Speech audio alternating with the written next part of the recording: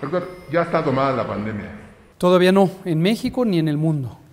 Con buenos reflejos políticos, de inmediato López-Gatell evita la contradicción con su jefe y explica. Aquí parafraseo al presidente cuando dice que estamos domando.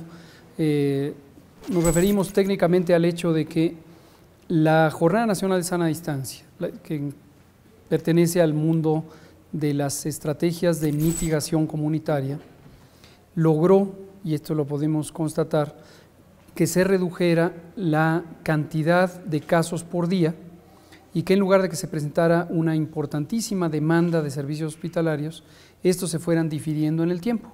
Entonces a eso nos referimos con que se está domando la epidemia, que logramos administrar el riesgo. Sin embargo, debe quedar muy claro, lo decimos también con mucha frecuencia, lejos estamos todavía del final de la epidemia.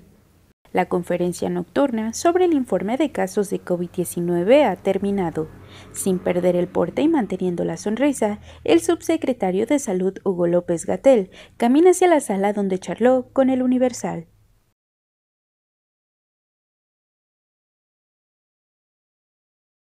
Tenemos algunas predicciones que nos elaboran grupos de matemáticas y matemáticos de universidades públicas e institutos públicos de investigación, y lo que se ve es un elemento que identifico que ha sido difícil que se comprenda en algunos sectores de la sociedad. No hay una sola predicción para el país. Ahorita tenemos a la Ciudad de México, que tiene aproximadamente 10 días de una tendencia estable y unos 5 de una tendencia de descenso en el número diario de casos. Todavía muy temprano, pero ya hay una tendencia. En cambio tenemos Veracruz, está a mitad de su curva epidémica, Puebla está al inicio de su curva epidémica, es más, en un mismo estado. Tijuana ya va en 2/3 de la salida, y en cambio Mexicali está todavía en una zona de ascenso y no ha llegado al pico, ¿no? Entonces, también es muy importante identificar que no es un solo pico. Hay gente que se angustia por la fecha de la predicción, ¿no? Y dice, nos prometieron que el 8 de mayo o nos prometieron que en junio. Esto es normal, son epidemias que tienen asincronía. Si tomamos el conjunto de la epidemia, sabemos la fecha de inicio, 28 de febrero, porque fue el primer caso registrado en la Ciudad de México. Y por las predicciones podemos identificar que Guadalajara muy probablemente se va a extender hasta septiembre, y Monterrey probablemente se va a extender al menos hasta la tercera semana de octubre. Y entonces si consideramos toda esa ocurrencia de curvas y curvas y curvas y curvas, pues es todo el periodo de la epidemia.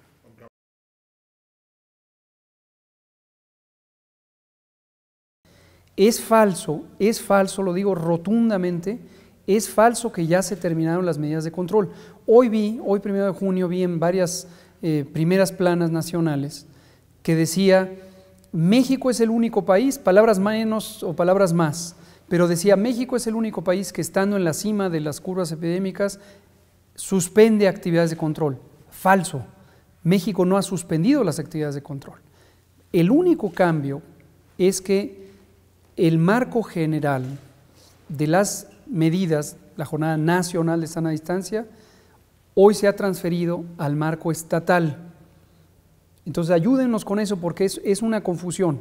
Si alguien dice que México suspendió ya las medidas de control, no es cierto, está desinformado.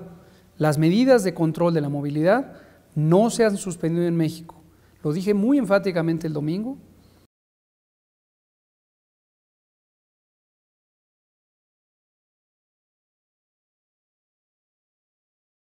Toda estimación, no toda, pero es muy deseable, tienen un intervalo de la predicción, y hay distintos métodos para establecer el intervalo. En esa misma predicción, todo es la misma predicción, teníamos en promedio 12.500, esto lo dije en una conferencia de prensa el 27 de febrero, 12.500, con un intervalo que iba desde 6.000 u 8.000 hasta 25.000 o 30.000. Todo eso fue el mismo ejercicio de predicción. Nunca hemos hecho una predicción de decir, les prometo que va a ser esta cantidad. Entonces ahorita que cuando superamos 8.000, el mensaje público era, ya se equivocaron, ya se les pasó de lo que dijeron. No, las predicciones no funcionan así. En técnica hay un intervalo de predicción, ¿no? A los senadores y senadoras les dije en la comparecencia, hasta 30,000. No es una predicción que hice un día antes de ir al Senado, es la misma predicción original. Ese es el intervalo, 6,000, 30,000. Puntos intermedios, 8,000, 25,000, con una media, de hecho era la mediana, 12,500.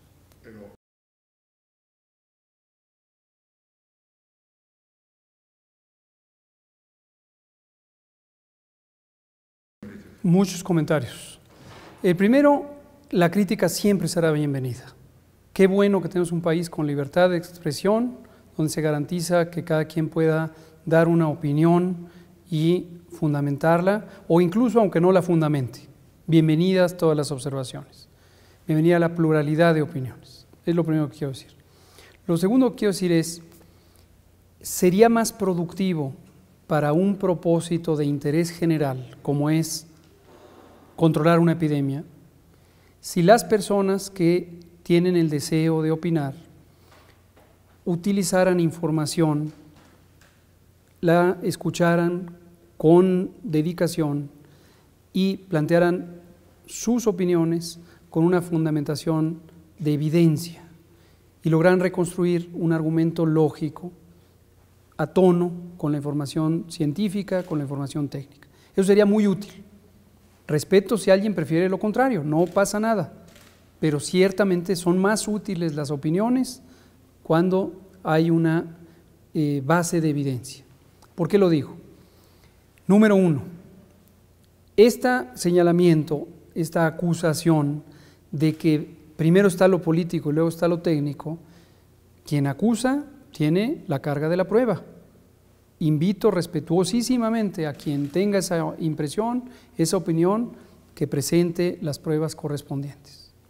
Segundo, la idea de que lo político está por encima de lo técnico nos viene de una larguísima tradición, muy desafortunada en la salud pública mexicana, de sexenios previos, en donde lo político domina lo técnico, incluyendo el uso de la información, la presentación pública de la información.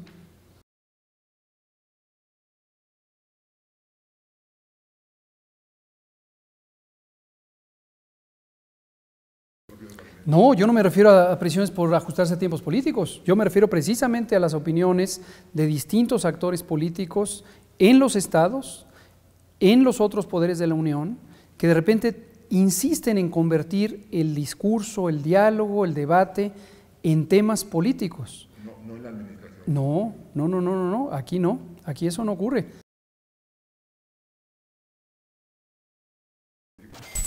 Yo no tengo planes políticos porque mi actividad, por eso me formé en actividades académicas, ha sido siempre académica.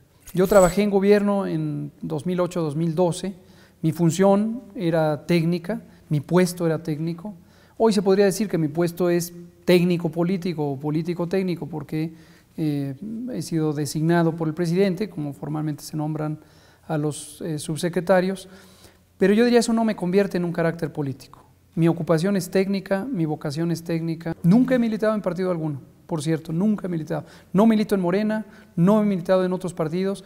Mis convicciones sociales son siempre en términos de agendas progresistas, en derechos culturales, derechos sociales, la igualdad de los géneros, la distribución del ingreso, etcétera, ¿no? Creo en lo público, siempre he defendido lo público.